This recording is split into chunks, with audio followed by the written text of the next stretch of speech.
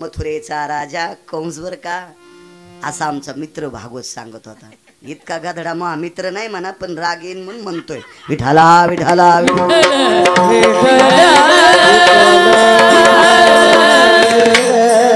कंस हा हरामखोर होता, किती नालायक. कंस हा परद्वेषी होता. दोन लोकांना झोपा लागत नाही. ज्याचं दुखतंय त्याला एक, डोळा दुखन, कान दुखन, नाक दुखन, डोकं दुखन, पोट दुखन, छाती दुखन, त्याला एक झोप लागत नाही एक. आणि ज्याला दुसऱ्याचं खपत नाही त्याला एक झोप लागत नाही दोन. तर कंसाला न खपणारा व्यक्ती होता. कंस किती नालायक. लोक म्हणले बंदीशाळा फोडीन कंसाला मारलं. अरे आधी कंसाला कशामुळं मारलं याचं लक्षात ठेव. देवाचे आईवडील बंदीशाळेत टाकले म्हणून नाही, नालायक कंसानं स्वतःचे आईवडील अंधार कोठडीत टाकले होते. आपल्या संस्कृतीमध्ये मी रात्रीच पुरावा सांगितला बापू. एक व्यक्ती तुकोबारायला भेटला. इतकाच मुद्दा ऐका, काही घेऊ नका आजच्या कीर्तनातलं, इतकंच घ्या तरुणांनी. तुकोबारायला एक व्यक्ती भेटला आणि तुकोबारायाने विचारलं, ए काय काय केलंस रे? नाही म्हणले महाराज, देऊला तुमच्या दर्शनाला आलो नाही, आळंदीला मालकाच्या दर्शनाला गेलो नाही, पैठणला मालकाच्या दर्शनाला गेलो नाही, आणि पंढरीतल्या मालकाचंही दर्शन घेतलं नाही, कुणाही गंगेची आंघोळ केली नाही, एकादशी धरली नाही, सोमवार धरला नाही, खरा मंगळवार तर कव्हाच नाही. खरा मंगळवार नसेल माहीत तुम्हाला. उजाड्यापासून संध्याकाळपासून बसायचंच नाही, पाणी उभ्यानंच प्यायचं. खरा मंगळवार. लय बाया धरायला तुमच्याकडे धरत्यात का नाही काय माहीत, बऱ्यापैकी. पी पाणी व्रत, पुढचं जर पाणी पी म्हणलं तर पाणी प्यायचं. असे हे नवीन नवीन चिटकून घेतले नाही व्रत, नवीन नवीन चिटकून घेतले. बस झाले एवढेच आहे. बरं, चांगली गोष्ट आहे. तुमच्या गावाला मग विमान येईल नाही आला, तुमच्या इथं आहे म्हणलं. तर काय सांगू लागलो, तुकोबारायला भेटलो. ते काही काम नाही केलं, दान धर्म, 2-3 एकर राणे, माहीत पोटाचा प्रश्न आहे, मी काही सप्त्याला रुपया दिला नाही, कुठं पंगत नाही, कोण्या वारकऱ्याला चतकोर भाकरी दिली नाही. मग केलंच काय? 28 वर्ष, आज आजतागत 28 वर्ष झाले असं ते तुकोबारायला सांगत होता. 28 वर्ष झालं. सकाळी आंघोळ केल्यावर पहिलं आईचं वडिलाचं दर्शन, मग मारुतीरायाचं दर्शन. सबसे बड़ी पूजा है माता पिता की सेवा, चाहे न पूजे मूर्ति, चाहे न तीरथी पूजा. श्री राम जय राम, जय जय राम, श्री राम जय राम, जय जय राम, श्री राम जय राम, जय जय राम, श्री राम जय राम, जय जय राम.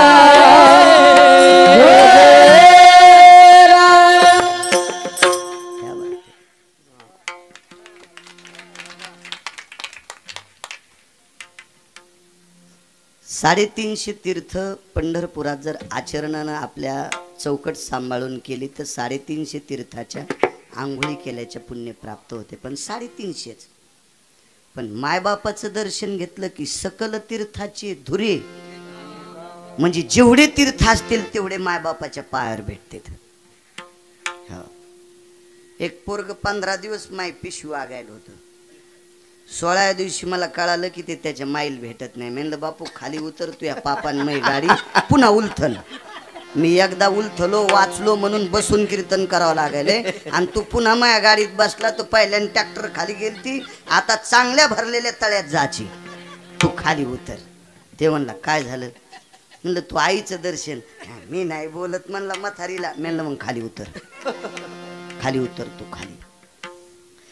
तुकोबारायाने विचारलं पुन्हा काय केलंस? काय नाही म्हणलं, रोज सकाळी आंघोळ करून आई वडिलाचं दर्शन, मग मारुतीचं दर्शन झाल्यावर कधी घरी नेहरी करतो किंवा भाकरी घेऊन शेतात जातो. तिथून आल्यावर हातपाय धुतले की पहिलं आई वडिलाचं दर्शन आणि मग मारुतीला दिवा घेऊन जातो. असा 28 वर्षात एक सुद्धा दिवस टाळला नाही की मायबापाचं दर्शन घेतल्याशिवाय राहिलो नाही. तुकोबारायाने त्याच्या पुढे लोटांगण नमो तया माता पित्याचे पालन हो, नमो त्या वचना सत्य बोले. मोठ्या वचन तुझे बोले नमो तया माता पित्याचे पालन, नमो त्या वचन सत्यवदे. देहूतले मालक म्हणतात, जो आई वडिलांचं पालन करतो, आई वडिलाचा सांभाळ करतो, तुकोबराय म्हणतात मी त्याच्या पाया पडतो. यमाच्या थुत्रीत आणली, जगा काळ खाय आम्ही माथा दिला पाय. मोक्षाला हाकलून दिले, मोक्ष सुखा हानू लाता. काय ताकद महाराज, मोक्ष आम्हा घरी कामारी हे दासी. दक्षिणेचा राजा, कोणाची माई येली महाराष्ट्रात यमाल कामाला लावायला? तुकोबारायांनी यमाल कामाला लावलं. काळ गुलाम सलाम करी तुक या घरी राबत असे. एवढा अधिकार. अहो जरा जुरा पैशावाल्यानं खांद्यावर हात टाकलात लोक म्हणतात मला आज भूकच नाही. काऊन? साहेबांनी माझ्या खांद्यावर हात टाकला. मग साहेबांनी तुझ्या खांद्यावर हात टाकला, मग काय झालं? साहेब तुला त्याचं पद सोडून तुला देतील का? हा महाराज, तुम्ही आणि मी हे आपले सगळे साहेब कोण्या दिवशी बटणं दाबून मळ्यात पाठवायचे, हे सगळ्याचा साहेब बसलाय पंढरपुरात. आणि हा साहेब तुकोबारायचे मनानं जात होता. पाहुणे घराशी आजी आले ऋषिकेशी, काय करू उपचार कोप मोड की जर्जर. एवढा मोठा अधिकार महाराज तुकोबारायचा. आणि तुकोबाराय आई वडिलांना नमस्कार करणाऱ्याच्या पाया पडतात. चला, शबरी कौशल्याचं सांगत होतो ना, 6 भावांनी पोरं मारले, 6 मारी दुराचारी. किती दुःख झालं असेल माईला लेकर. बरं कसे मारले माहितीये का? एका ठिकाणी काल्याच्या कीर्तनात ज्ञानसूर्य रंगनाथ गुरुजींचं एक वाक्य होतं. गुरुजी म्हणायचे, शिजलेला भात एका बाईनं हातात घेतला आणि तो भात असा दाबून त्याचा गोळा केला आणि तो गोळा दगडाच्या भिंतीवर मारला. भिंतीवर मारल्याबरोबर शीत कसे पांगत आहेत तसं लेकरू आपटिल्यावर त्याच्या मांसाचे तुकडे पांगत होते. बापन माय डोळ्यानं पाहत होते. देवकी आणि वसुदेव डोळ्यानं पाहत होते. काही चाललं नाही. किती लेकर आपटिलेले पाहिले? 6. 7वा योग मायेनं तिकडे नेला. चला, आणि 8वा 6 लेकर अशी आपटिलेली पाहिल्या, 7वा योग मायेनं तिकडं नेलाय असं भागवत पा लक्षात येईल. आणि 8वा जन्माला आल्याच्या नंतर ज्या वेळेला कृष्णाला सुपात घेतलं, द्वारकाधीश कृष्ण परमात्म्याला, पंढरीतल्या मालकाला वसुदेवानं सुपात घेतलं, त्यावेळेला बऱ्यापैकी देवकी माता रडल्या. बऱ्यापैकी देवकी माता रडल्या. पण 6 डोळ्याच्या देखता वारलेत. 7वा कुठं गेला याचा पत्ता नाही. आणि 8वा आता दुसऱ्याची तर नेऊन ठेवायचा आहे, तरी फक्त डोळ्यातून पाणी आलं. देवकीनं प्राण सोडा का? नाही. चला आता एक वाक्य ऐका. 11 वर्ष 53 दिवस जगाचा बाप यशोदा मातेकडे आल्या. यशोदा आईसाहेब साध्या नव्हत्या. धन्य यशोदा ती माय आणि दाशी जनी वंदी पाय. ह्या तिघींची चेष्टा करतो असं डोक्यातलं काढून टाका. पण या तिघींपेक्षा शबरी श्रेष्ठ आहे इतकं सांगण्यासाठी तिघींचं इचकितो इतकं लक्षात ठेवा. हो, कारण शबरीला सामान्य समजू नका. शबरी लाहोर चित्र सशे रांडुकर धरणाऱ्याच्या कुळातली होती. आपल्या संप्रदायाला जातीचा संबंध नाही. सज्जन नावाचा खाटीक कोण होता? मुसलमान. ते फुलं इकीत होता का? खवा माऊ शिकीत होता. माऊ शिकणं आपल्या संप्रदायात मान्य आहे का? नाही. पण त्यानं त्याचा धंदा करत असताना एका तिला इतकी चूक केली नाही, म्हणून वारकरी संप्रदायाने त्याला इकडे घेतलं. चला पुन्हा एक पुरावा सांगतो तुम्हाला. टोल नाक्यावर टाळ्या वाजणाऱ्याला कोणते पंथी म्हणतात?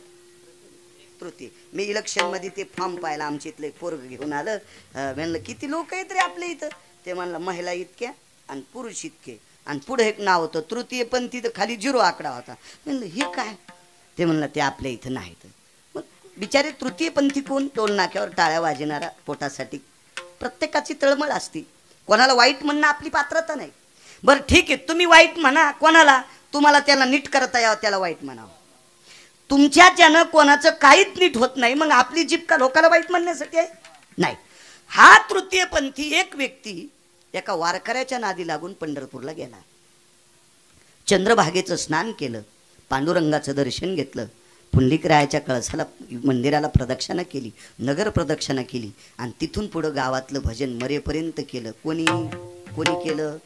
तृतीय पंथ्यानं. तर हा तृतीय पंथी रोजच्या काकड्या ते कानो पात्रा खोदू पिंजारी तो दादू भजनी आभेदू हरीचे पायी. महाराष्ट्रातला एकही 72 महाराज नाही की त्याचं नाव गाथ्यातलं काढता येईल का? नाही काढता येत. कारण त्यानं पंढरपुरातल्या मालकानं त्याला स्वीकारलंय. अंगीकार ज्यांचा केला नारायणे निंदितेही त्याने वंदे केली. आपल्या संप्रदायात जातीला किंमत नाही. आपल्या संप्रदायात चांगलं वागणाऱ्याला किंमत आहे, चांगलं वागणाऱ्याला. मग ठीक आहे, एखादा म्हणेन मी अमक्या कुळात जन्माला आलो आणि ढक्कन उघडायच्या आधी पेतो, खालून बाटली फोडून तुला कसं मान्य करते नालाय का? या संप्रदायात चांगलं वागणाऱ्याला कोणी हो का उत्तम चांडाळ आणि त्याचे पायी माझे कपाळ. जनाबाई म्हणल्या उत्तम कुळातलाय का चांडाळ कुळातलाय? चांगलं वागतो ना त्याच्या पायावर माझं डोकं. चला शबरी होती. यशोदेनं 11 वर्ष 53 दिवस जगाचा मालक सांभाळला. रथ नेण्यासाठी आला. यशोदेनं शोक केला, त्याबद्दल दुमत नाही. 11 वस्तूचा त्याग केला. 11 वस्तूचा त्याग केला. कृष्ण आमच्या वाड्यातून गेल्याच्या नंतर दुग्धजन्य पदार्थ मरेपर्यंत खाणार नाही. इतका त्याग आहे का? माणसं आता दहाव्याच्या दिवशी वडीला असेल, आईचा दावा असेल, भावाचा असेल, वडिलाचा असेल, आजोबाचा असेल, आजीचा असेल. आमचे लोक तिथं सांगते आता आज 6 महिने काय त्यागतात. एक जण म्हणला मी 6 महिने केळीच खाणार नाही. 6 महिने मी आजीसाठी नाही केळी म्हणालो मी. आबा केळी म्हणालो, केळी. 6 महिने मी केळी खाणार नाही. आता तिथं पूजेला मी होतो. मी म्हणलं दादा केळीच कस काय सोडी? ते म्हणलं केळी खाल्ली की सर्दी होती. नाही आजी भूत होऊन तू या छातीवर नाचायची गरे सुंबड्या नाटक करू तू. हा ज्याची ॲलर्जी आहे ते सोडी तू. पित्र येडे आहेत का महाराज? सामान्य आहेत का ते? सामान्य महाराज. देवकीला यशोदेला कळाल तर कृष्ण देवकीचा आहे. हा वापस गेल्या याच्या आईला काय सांगेल मी काय सेवा केली म्हणून वापस जाताना त्याला जेव घातलं, सगळ्या पदार्थाला पाणी फिरलं. कृष्णाने विचारला पाणी का फिरलं? आमच्या वाड्यात आहेस तोपर्यंत मी नियम केलता, ज्या दिवशी दूध खाशील त्या दिवशी दूध घेत होते, ज्या दिवशी खवा खाशील त्या दिवशी खवा घेत होते, ज्या दिवशी गोड खाशील त्या दिवशी साखर घेत होते. आणि आता तू आमच्या वाड्यातून जाणार आहेस म्हणून ह्या 9 पदार्थातला एकही 11 पदार्थातला एकही पदार्थ तू खाणार नाहीस. मी मरेपर्यंत या 11 पदार्थाचा सुगंध पण घेणार नाही. सामान्य त्याग आहे का? किती मोठा त्याग आहे. त्याग आहे आबा. पण एकदा भगवान कृष्ण परमात्मा चेंडूच्या निमित्तानं यमुनेच्या डोहात बुडाली. एक पुरावा आहे. मागे सरे माय पावला पावली. हा कारण रडू लागली कृष्णासाठी. आणि अंतरी हरी हो यशोदा आपल्यासाठी रडते, हरीच्या लक्षात आहे. पण जीवाला सुद्धा सांभाळते हे सुद्धा देवाच्या लक्षात आहे. यशोदेनं प्रेम केलं पण प्राण सोडा का? नाही. ऐका, देवकीनं प्रेम केलं प्राण सोडा नाही. कौशल्यनं प्रेम केलं प्राण सोडा नाही. यशोदेनं प्रेम केलं प्राण सोडा नाही. आणि विश्वाचा बाप 5च मिनिटाकरता शबरीच्या आश्रमात आला. 5च मिनिटाकरता डोळ्यातल्या पाण्यानं पाय धुतले आणि पाणी लाल कसं पडतंय म्हणून तळवे खालून पाहिले तर रस्त्यानं चालता चालता खडे गोटे टोचले होते. विचारलं जगन्निवासा पायाला जखमा? माय शबरीला माय शब्द वापरला. ए माय माय मी पितृ आज्ञे करता वनवासात आहे ग, मला पायात घालायचं नाही. शबरीनं डोळे झाकून विचार केला, देवा लोक किती भारीचे बुट घालीत असतील, किती भारीच्या चपला घालीत असतील ते मला इचकायचं नाही. पण बूट आणि चप्पल घालायला पाय द्यायचेत का न द्यायचेत हे शबरीच्या मालकाच्या हातात होतं. आपल्याला चप्पल घालायला बूट घालायला पाय. आता लोक घालायले. श्रीमंत घरच्या बाया स्वयंपाक करताना पण चप्पल काढीनात. पैशाचा जोर झाला ना. स्वयंपाक घरात घालायची चप्पल, हॉलमध्ये घालायची, बाथरूम मधली असावं ठीक आहे. जशी साडी आहे तशी चप्पल. महाराज घरी आल्यावर हाणायची चप्पल आहे का एखाद्या घरी? ते पहा म्हणजे त्या घरी जाणं बंद करावं, नाही तर आपले गालवर बडायची एखादी. विशिष्ट प्रकारच्या चप्पला. एका बाईनं बासुंदी चप्पल घालून गेली आणि एक आमच्या संघ वारकरी होते, जरा आपल्यापेक्षा जास्त होतं वारकरी. तर मी ते म्हणला मी बासुंदी खाणार नाही. म्हणलं काय त्या बाईला सर्दी वगैरे झाली? नाही म्हणला तीन चपला काढ्या नाही. आपलं नशीब चांगलं, तीन बासुंदी उलथण्यानं हाटली, चपलान थोडीच हाटली. तुला काय इतकं ताण घ्यायचं म्हणलं? चल चल मला सांगा, हे भोग पायातले भोग स्वीकारण्यासाठी पाय द्यायचेत का न द्यायचेत कोणाच्या हातात आहे? त्याच्या. बरं डॉक्टरच्या हातात जर लेकरू सदृढ जन्माला यावं असं वाटत असेल तर किती डॉक्टरला दिव्यांग लेकर दाखवायचे? डॉक्टरच्या हातात एक आमका औषध दिल्याच्या त्याला मुलगा सुंदर होईल का सदृढ होईल असं त्याच्या हातात आहे का? नाही नाही नाही, त्याच्या हातात सुद्धा नाही. काय त्या बिचारा डॉक्टरला दोष कशाला द्यायचा आपण? तो काय माहिती आहे का, अभ्यास करून वैद्यकीय क्षेत्रातला अभ्यास करून तुमच्या आमच्या शरीराचं आजाराचं निदान लावून औषधोपचार करणारा एक विश्वाच्या मालकानं पाठवलेला वैद्यकीय क्षेत्रातला एक दूत आहे. तो काही देवदूत नाही, वैद्यकीय क्षेत्रातला दूत आहे. माणसानं कोणावर रुसलं नाही पाहिजे. चला मग पाय द्यायचेत का न द्यायचेत ज्याच्या हातात आहे त्याच्या पायाला जखमा. महाराज सहनच झालं नाही आणि त्याच पायावर प्राण सोडा. तिचे येणे जाणे खुंटले. लक्षात घ्या, इतक्या दिवस वनवासाला गेला तरी रडली, प्राण नाही सोडा. आता आई वडिलाला सोडून चाललाय तरी रडली, प्राण नाही सोडा. 11 वर्ष 53 दिवस सांभाळले, प्रेम केलं, चाललाय, प्राण नाही सोडा. 5 मिनिटा करता आला आणि एवढं दुःख कसं, पायावर प्राण सोडा. आता श्रेष्ठ कोण? महाराज इथं ऋतून घेतली, पण शरीर कुठं तिथं. 2 स्त्रिया होत्या. सौंदर्यावर जाऊ नका बरं का, तुम्ही येड्यावानी करतात कधी कधी. संक्रांतीच्या दिवशी जिच्या गळ्यात जास्त दागिने तिला आधी हळदी कुंकू देतात, आणि जिच्या गळ्यात दागिने नाही तिच्या कपाळावर का इचू दिसतो का? असं येडेवानी करी जाऊ नका. ह्या बऱ्याचपैकी येडेवानी करतात ना, बऱ्यापैकी. तिकडे फिरलोच नव्हतो आज मी, जरा लांब बसल्यानं.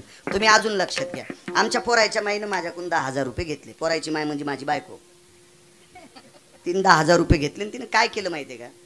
10-15 गुळाचे ढेकळं आणले 1-1 किलोचे, 10-15 आणले अर्धा किलोचे, आणि 25-30 आणले पाव किलोचे. असे काही ढेकळं आणले. 2-3 चांदीचे बगवे आणले, बारीकशे 500, 600, 700 रुपयाचे असे 2-3 आणले. आणि बाकी मग शॅम्पूच्या पुढे आणल्या. विद्यमान आमदाराची बायको आली की चांदीचं बगवं, जिल्हा परिषद सदस्याची बायको आली की पितळाचं बगवं, सोसायटीचे मेंबर ग्रामपंचायतच्या सदस्याची बायको आली की 1 किलोचं ढेकूळ, जरा मध्यमवर्गीय आली की अर्धा किलोचं, जरा मध्यम आली की पाव किलोचं, आणि ड्रायव्हरची बायको आल्यावर शॅम्पूची पुडी. मी म्हणलं होंडी होशीन होंडी, असा पक्षपात करू नको. माझी बायको इतकी येडी नाही, तुम्हाला राग येईन म्हणून तिच्यावर घेतलं, पण गळ्यात शपथ तुमचं सांगायलो, इतकं लक्षात ठेवा. मग तितकी येडी असलं मी रामदेव बाबाच्या आश्रमात गेलो असतो, तिथं खूप काम आहे माणसायला, तिकडे गेलो असतो मी. इतकी येडी नाही मला. हा पक्षपात नसवा माझा. महाराज देवाकडे पक्षपात नाही. 8व्या अवतारात सजून कोण गेली ती देवाला मारायला? पुतना. आणि शबरीच्या अंगावर दागिने होते का? नाही. मग कोण तिला आतमध्ये घेतलं? तिला शोषून मारलंय. दागिने घालून आलेली शोषून मारलंय, आणि जिच्या अंगावर एकही दागिना नाही तिला इथं ठेवलंय. मान्य, पण शरीर कुठं समर्पित केलं? जागच्या जाग्यावर. लक्ष याला ठाव स्मशानीचा विठोबा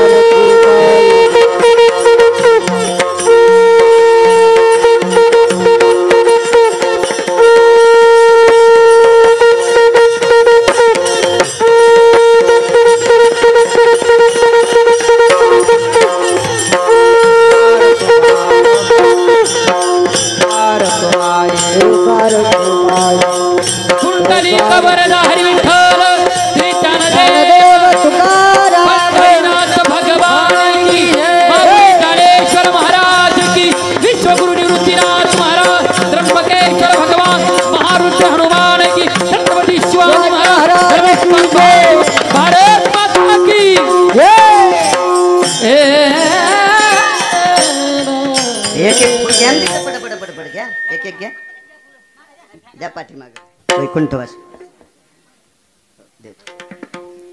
स्वर्गीय वैकुंठवासी कैलासवासी ज्ञानदेव गोपाळराव लगड विश्वाच्या मालकाच्या सानिध्यात विलीन झाले.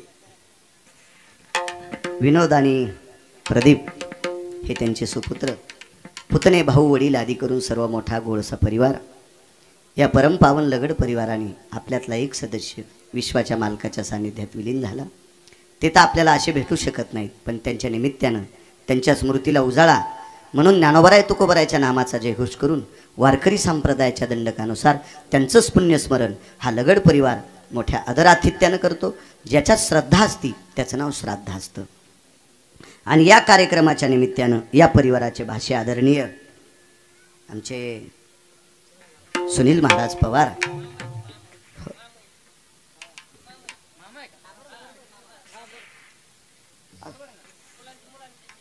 बर बर बर बरं असू द्या,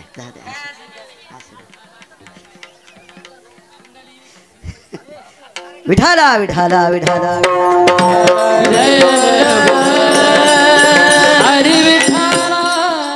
या परिवाराचे ते कोणी असू, पण वारकरी संप्रदायातले दिग्गज गायक आहेत आदरणीय सुनील पवार. त्यांनी तारखेच्या संदर्भात मोठ्या अट्टहासानी मागे माझ्याकडे इंदापूरकड कीर्तनाला येऊन माझी तारीख घेतली. आज मोठ्या नियोजनाने मृदंगाचार्य भरत महाराज, आदरणीय गायनाचार्य आबा, आदरणीय उत्तरेश्वर बापू, आदरणीय आमचे आदरणीय गानसम्राट हजारे महाराज, आदरणीय आमचे पवार महाराज, आदरणीय पुन्हा एक आमचे पवार महाराज. घोड असं महाराष्ट्राच्या मातीतलं गायन